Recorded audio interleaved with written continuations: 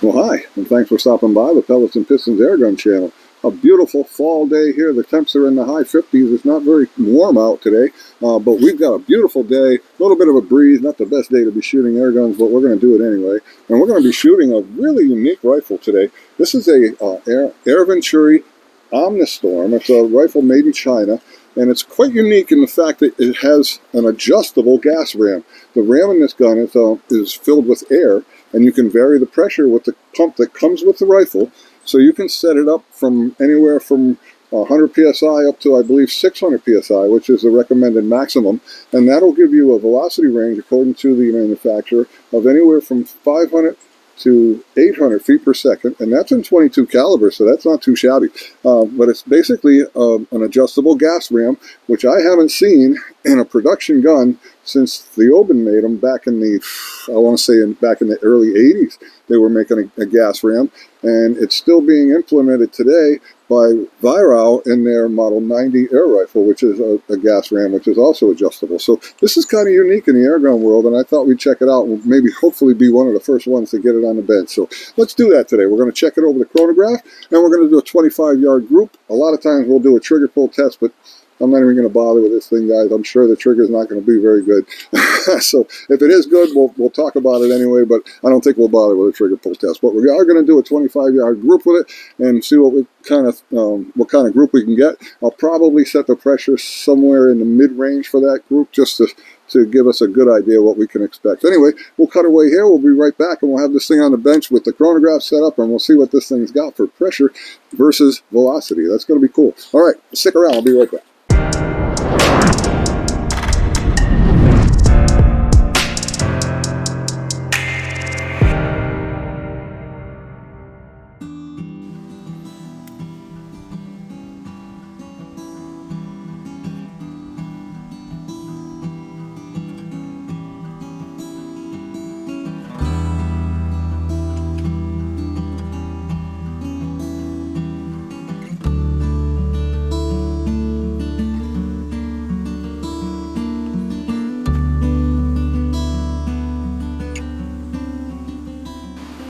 All right, so we're back. We've got the Omnistorm here on the bag, and we're going to go ahead and adjust the pressure. Now, before I started, I did a little practicing with it, and I backed it off to 100 psi.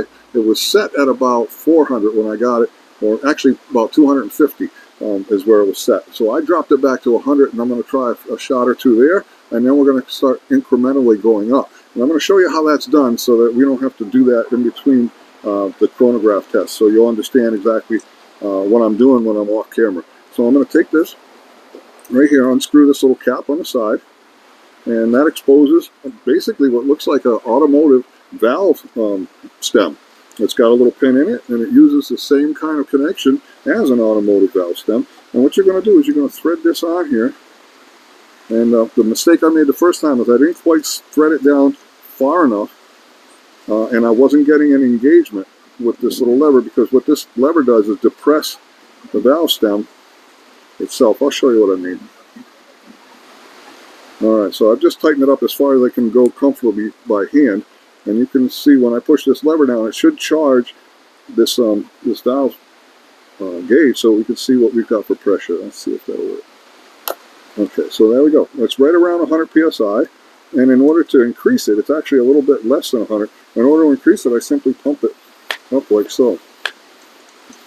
Yeah, it's already come up to slightly over 100. So I'm going to leave it right there, and then we're going to go ahead and run a couple of chronographs. Then I'm going to come back, and I'll pump it up to 150, and then 200, then 250, 300, 350. We're going to do it, well, you know what, we'll do it in 100 psi increments, because just to save a little time. So anyway, once you get it set where you want, it's a simple matter of popping that lever, and then you can bleed off your pressure with this little button right here, so that you can disconnect the line. Otherwise, it'll be very difficult to unscrew unless you just dissipate the pressure here. This has to be pushed repeatedly in order to drop the pressure in the rifle, and that's how you adjust it back down from a higher pressure. You would just keep pushing this little button right here. All right, and then once the pressure's out,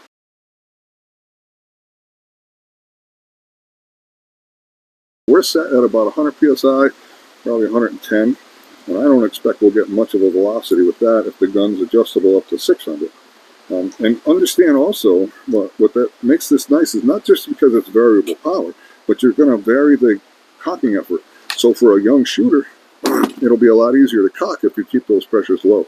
Anyway, once you're done, you just put your cup back on here, or cap back on, so that no dust or debris gets in there. And that's it. That's all you got to do to adjust the pressure in the rifle. All right, let's try this again. We've got the gun set up at 200 psi, and let's see what kind of difference that makes. That's actually hard, and I'm getting some kind of noise in here. I don't know if there's something wrong with the rifle. Right before the trigger engages, I feel a little resistance, and then it clicks by. I'm not sure what's going on there. I may have to open her up and take a look if it poses a problem. We're going to see if that trigger does the same issue too. I think that might be related, but we'll find out. All right, it could be that it was just misfiring because it didn't have enough pressure to operate properly.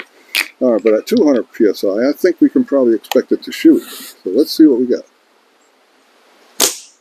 338. It did shoot. It's very sluggish. You can actually feel the lag between when the piston starts to travel and when it hits the end of its travel. You can actually feel it. We got a velocity of 338, and that's with 14.66 grain H&N field. Yeah, it's weird. What I mentioned about a lighter cocking effort, even at 200 psi, it is not as light as you might hope it was. I mean, I'm going to say it's about average to cock the gun even at this pressure. All right, second shot, 346. And there's a slight jump there, about 10 feet per second. The gun's brand new, so things haven't broken in yet at all. This is like literally that's shot number 3 so far. All right, and this is shot number 3 now that we got the pressure adjusted properly. Now, the trigger is 335 was that number. The trigger is just a long, slow pull, and then it trips. It's like shooting a revolver in double action. I don't care for that design, but it seems to be becoming more and more prevalent on the cheaper guns, and this one definitely falls in that category. It's not a very expensive gun. If you want to just get an idea where you're cutting corners on a gun like this, it's the plastic. It's plastic almost everywhere. That doesn't have to be metal. It does have a rubber recoil pad.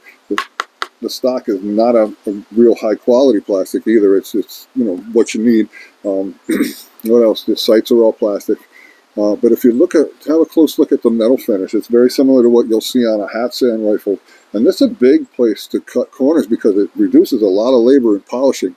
Because it looks to me like they just blew these things right over the factory machine marks, or they use some sort of heavy brush to wipe out those machine marks. I'm not sure which, but they don't bother to polish the steel. That saves a lot of time, saves a lot of money.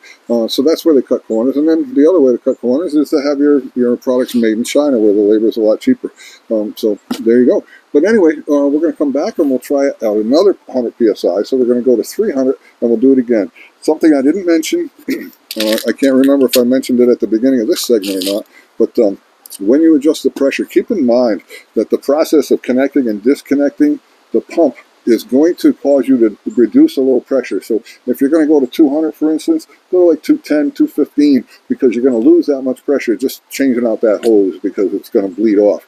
All right, so keep that in mind, because when you set your pressure, you're going to think you're at 100 because it was right on when you did it, but you're actually shooting probably around 90. Anyway, keep that in mind. We're going to cut away here. We'll come back at 300 psi. All right, 300 psi. Let's see. Oh, gosh, it's hard to cock at 300 psi, folks. It's really hard. And when I got to that dead spot where it gets tough, it's still there, and it almost stopped me in my tracks. I don't usually have a problem cocking these guns either, so keep that in mind. The cocking force is high. All right, shot number 1 at 300 psi. 424. So we basically jumped up 100 feet per second by going up 100 psi. Oh, goodness gracious. Guys, this is not going to be an easy one. I advise grabbing it out by the muzzle. And then what I said about kids, I don't think it applies. I thought for sure you'd be able to take advantage of that lower pressure and get an easier cocking effort, but that's not the case. Not unless you leave it set at 200. So 424, let's see a second shot at 300 psi. 444. That's 20 foot per second jump. Oh, Jesus. All right, and shot number 3. You can't wait to see what this thing's like with another 100 psi in it. All right, shot number 3.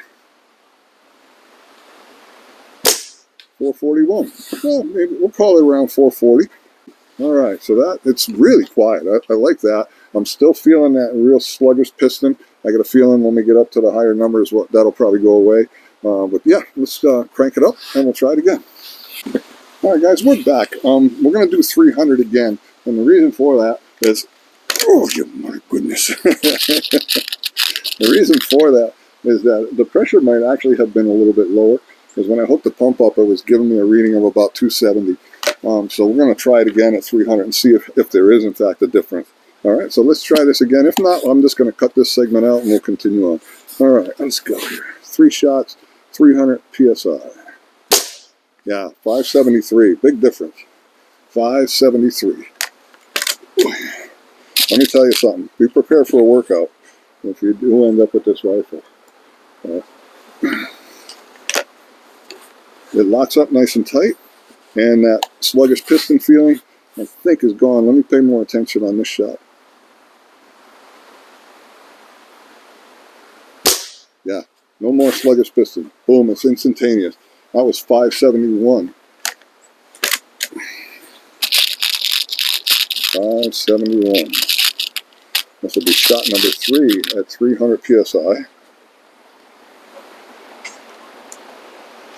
So like I said, you can lose pressure when you connect and disconnect that hose. And the thing that I did wrong, and I know better, I used to shoot PCPs, is I forgot to bleed the line.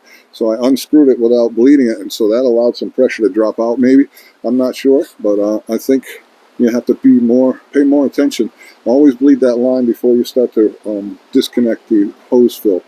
And you have to bleed the line after you snap up this lever. That's important, otherwise you're bleeding the gun.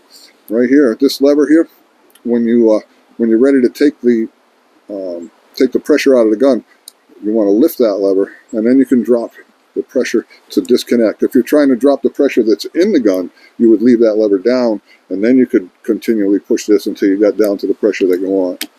Okay, let's get back to this last shot at 300 psi. 555. 555. All right, so that was a big difference. See, from that 50 psi or 30, somewhere in that range, that I lost when I was disconnecting the hose made a huge difference in the velocity. So pay attention to that. Of course, if you have a chronograph, you can always check. All right, so we're somewhere around 550 or so with this set at 300 psi. Let's see what we get it for. All right, so we are at 400 psi. That little pump is not hard to pump at all until you get up near 400 psi. Then it becomes a little bit strenuous, but it's certainly not that difficult. Goodness. Definitely the hardest air gun I've ever cocked in my life. It's right up there with the Hatsan Model 135. My goodness, it's tough to cock. Keep that in mind. Oof, my goodness. Can't believe that. That's insane. All right, let's try shot number 1 at 400 psi. 713.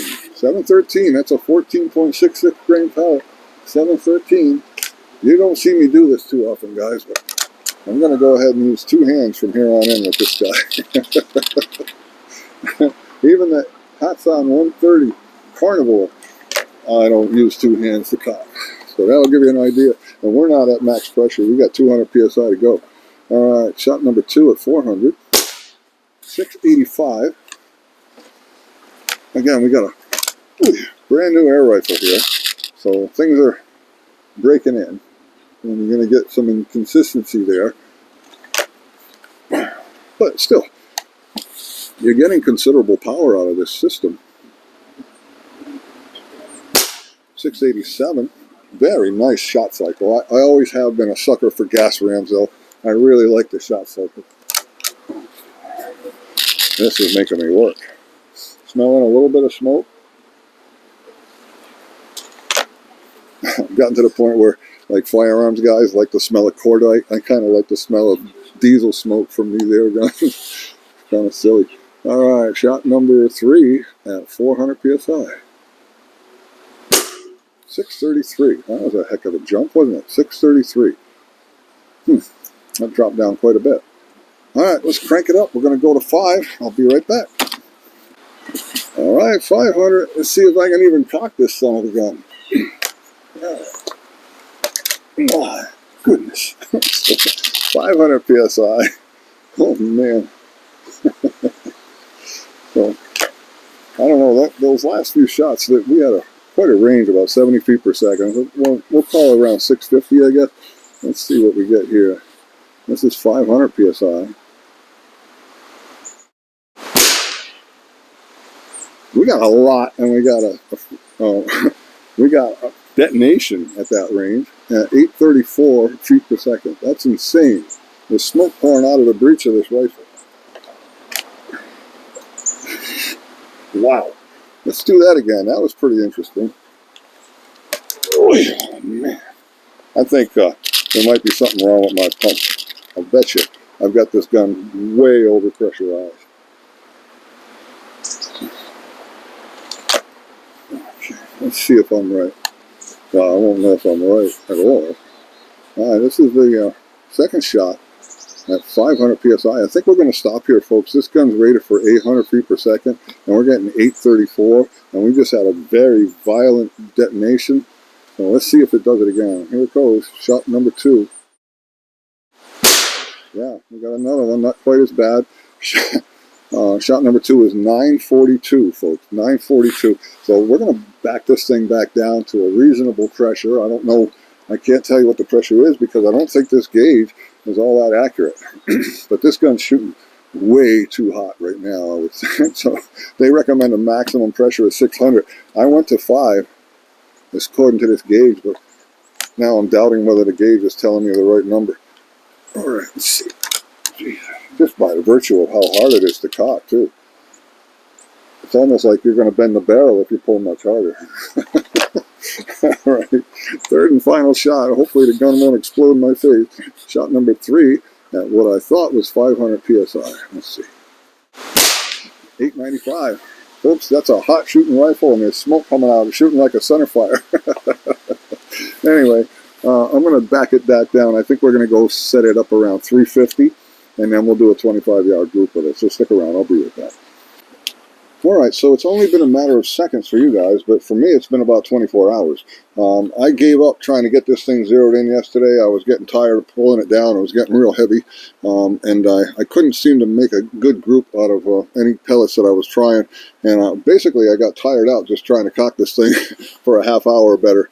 So I decided to come back at it today, and I decided that I'm going to just shoot it the way it shoots, and I'm going to use the Crosman Premier pellet. And my figuring on that is that it's a Walmart rifle. Why not use Walmart pellets, right? So I think in all fairness, that's a good test for this gun, and to see how it groups the pellets that will be available in most places that will sell this rifle. So anyway, I thought what I was going to do is adjust the pressure before I came on camera, and I did that. And I set it to where it's just about as comfortable for me as it's going to get, and that's about 325 psi. It's just about the most I want to do with just one hand. And I'm going to run it over the chronograph right now. We're going to get one reading, just what we've got. Again, it's set at 325 psi, and it's still a beast to cock, even at that pressure. It's I'd say it's about on a par with the HW80 or Beeman R1. All right, let's get a shot over there and see what we're doing. 632. Shot number 1, 632. We'll do 3 shots, and then we'll do 3 after we're done with the 10-shot group.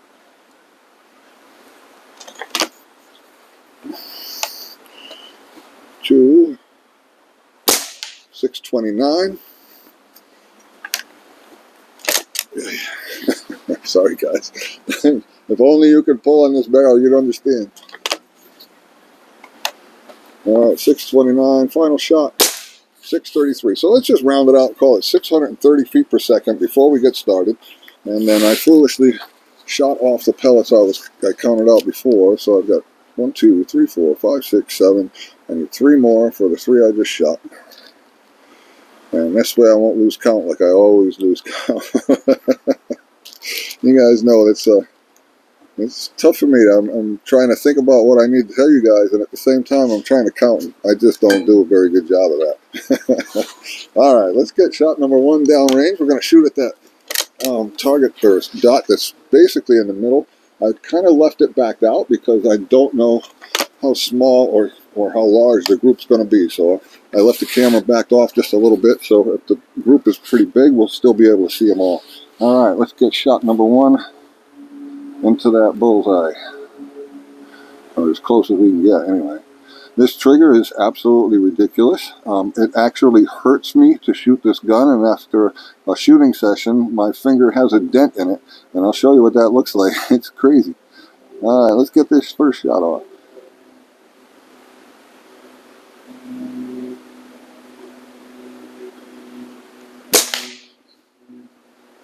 All right, so that was low and left. I think that's still in your frame. I hope it is. Low and left. That was shot 1.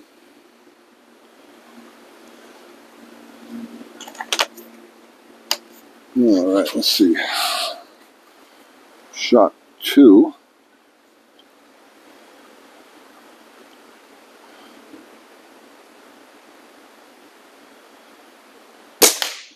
Well, side by side. That's a good sign. From what I'm discovering, I think this rifle is pretty hold sensitive, and that makes it tough because it's got such a hard trigger pull that you're literally pulling the rifle tightly into your shoulder just to get the gun to fire. But if I consistently hold it tight, it'll do just what it's doing there, putting the pellet pretty close to each other. But if I change my hold even just a little bit, it's going to change my point of impact by quite a bit. All right, let's get shot 3 down there.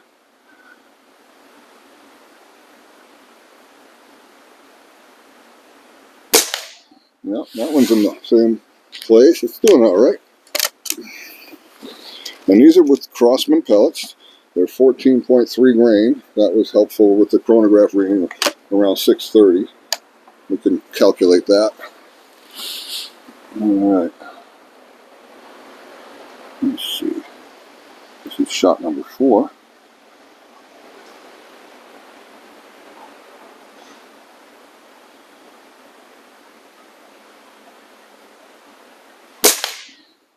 You're holding pretty tight, folks. That's impressive. Again, this is a Chinese rifle, Chinese barrel. Usually hit or miss on the quality when it comes to Chinese rifling. Whether or not they're choked, I don't even know.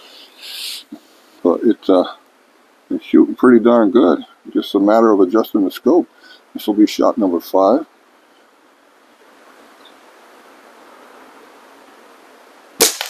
Wow, nice tight group. Shot number 5. So this is my first sit down with the Crosman pellets, and I hadn't tried them yesterday, and today I just decided to give up and just see what they would do, and look what they're doing. These Crosman pellets will surprise me every now and then, where a gun that doesn't seem to want to shoot anything will still shoot these pretty well. They shoot well in a lot of guns. It's very surprising, especially if you've handled them before. You'll find that you'll get a loose one, a tight one, but they seem to shoot just fine. All right, this is shot number 6.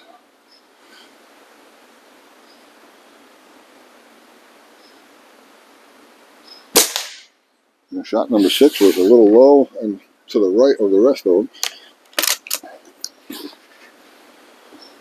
Probably, again, that hold is very, very hold sensitive. If I don't get it just right, it changes. All right.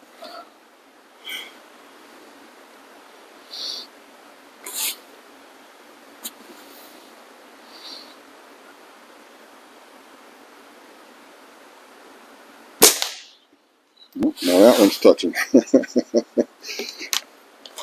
Okay, that was shot number, I guess that was 6. This will be shot number 7.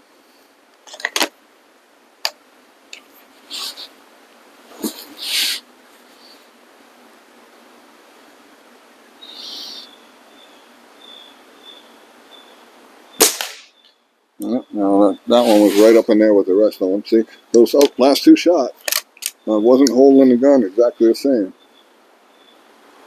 But, you know, for those of you that shoot offhand, that probably would never be an issue.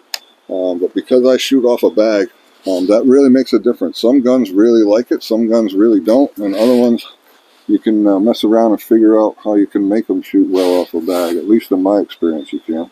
All right, this is shot number 8.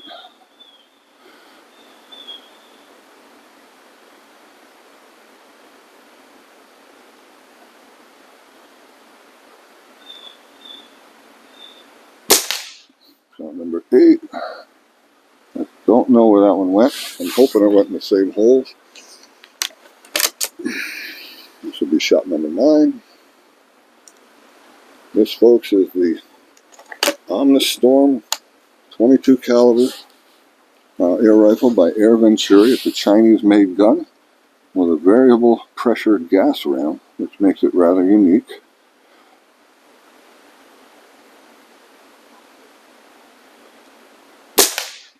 And that one looks like it's a little low, but it's still over near that cluster. And this will be the last and final shot, number 10.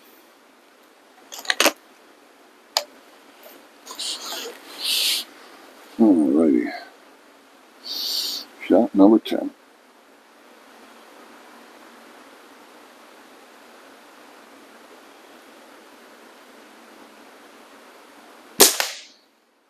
Alright. And that's your Omnistorm by Air Venturi at 22 caliber. I say it did pretty well, and again, I think it would shoot even better with somebody who was good offhand shooting. I think you could probably tighten up that group a little bit. I'm not a very good offhand shooter. I just am not too steady. Anyway, let's try that chronograph again, see if there's any difference from the beginning of the string to the end. I'm very curious about that. If we still come in around 6:30, I'll just do the one shot. But if we come in at different, you know, off by quite a bit, we'll do it 3 times and we'll see what kind of difference we got. Let's see. 6:41. That's not too big of a difference. We were at 6:33, so what's that? Now, 8. Yeah, 8 feet per second. Anything within 10 is considered pretty darn good. 6:41, 6:13. Now that's a big drop down. That's interesting. 6:13. And there'll be one more.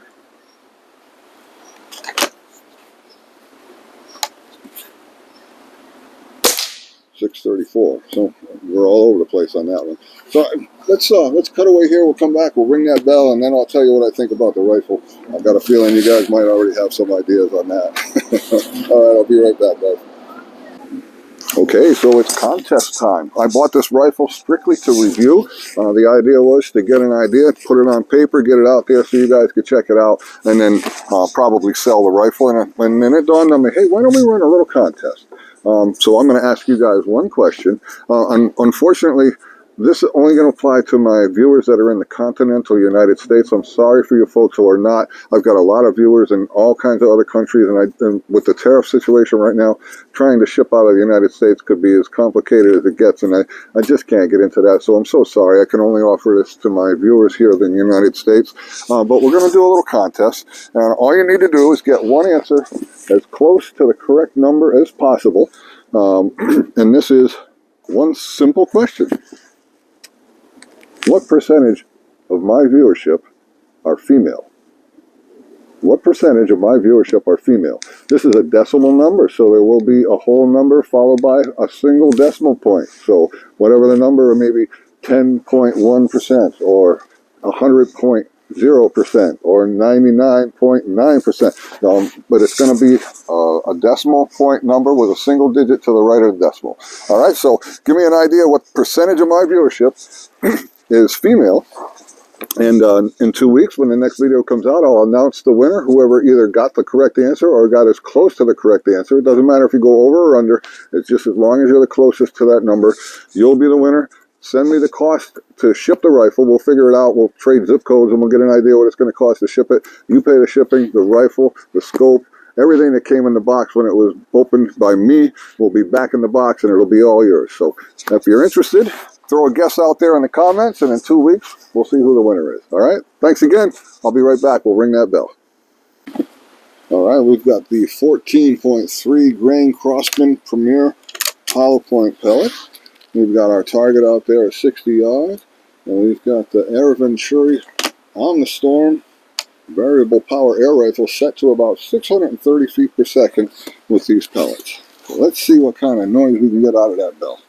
I love the 22s. They always make a little more bang for your buck. All right, let's see.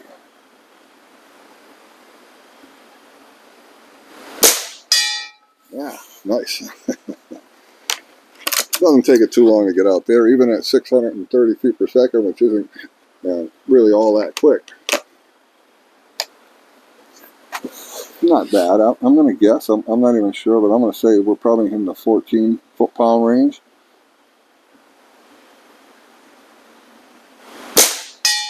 All right. Sounds good. All right. Let's see.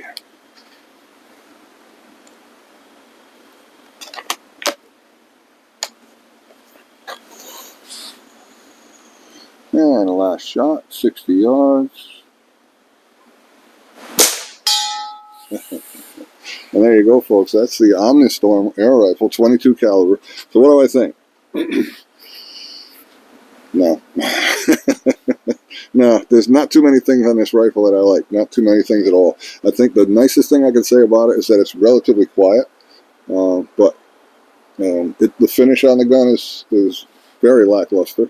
The reliance on plastic is kind of a letdown, but again, you're looking at a gun that, with that pump, with the throwaway scope, rifle, everything came in at under $200, just shy of 200 bucks. So, you know, you do get what you pay for. Got nice fiber optics. It is a fully adjustable plastic rear sight. The stock is useful, utilitarian. I find that the reach to the trigger is a little bit long for me. And that's unusual. They usually feel short for most guns. But I like the concept. I like the idea of being able to vary the power and the RAM so you could vary the output. But I don't think they accomplished the task at hand to the best that it could have been done, at least mechanically. Cocking this rifle is absolutely ridiculous. You saw me struggle with this thing with two hands to get it cocked. Honestly, I thought that the amount of pressure I was putting on that barrel was pretty close to the amount of pressure I'd have to put on it in order to bend it. And that's a lot. So that gives you an idea what kind of force was required to cock that thing. When the gauge that was supplied with the rifle was telling me 500 PSI, and the manufacturer says you can pump it up to 600 PSI. So something's not right there, because we saw the way it reacted. It was a violent detonation to the point where I was fearing that I'd ruin the seals or perhaps break the ram or do something to the gas ram. It was just extremely violent firing characteristic. We tried it 3 times like that, and it showed no signs of calming down, so I decided not to do it again, just for fear of rupturing that breech, not breech seal, but piston seal, possibly the breech seal, who knows.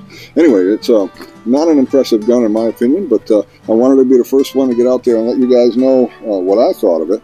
I'm sure the guys that get paid by the distributors got the gun a little bit before I did, but at least if you waited a little bit before you plunk down your money, at least you know what I think. I think you could spend your money better elsewhere. Anyway, I want to thank you guys for stopping by the Pellets and Pistons Airgun channel. If you haven't subscribed already, please do that.